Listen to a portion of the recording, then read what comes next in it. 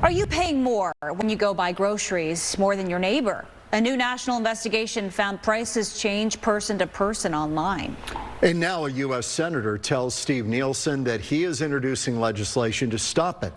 He joins us live with the story on how much you're paying. Yeah, I mean, the question here, guys, is what drives the change in prices on goods? You know, when there's sales, deals, things like that, nobody's complaining.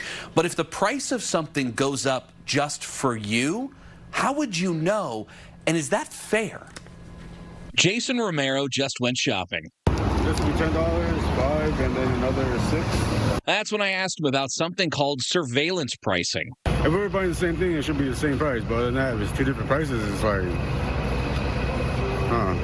David Miller was beside himself. If I have kids and I want to buy more milk, then it's going to cost me more money. So oh man. A new investigation by Consumer Reports using 400 volunteers claims Instacart is experimenting with AI pricing. Skippy, for example, some people were getting it for $2.99.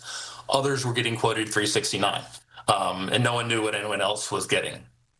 That may not sound like a ton, but if you add it up over time, it really matters. Well, now U.S. Senator Ruben Gallego is introducing the One Fair Price Act. He says it would stop companies from using your data to set individualized prices.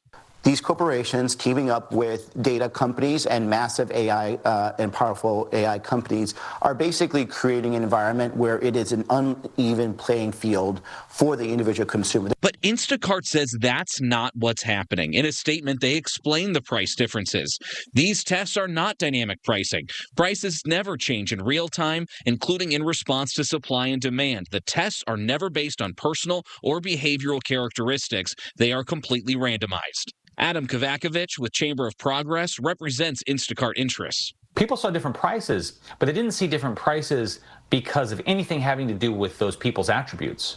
What happened here is that the grocers who use Instacart are constantly experimenting with different prices.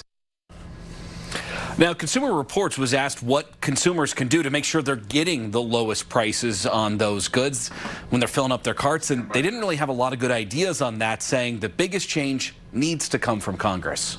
Reporting live, Steve Nielsen, Fox 10 News.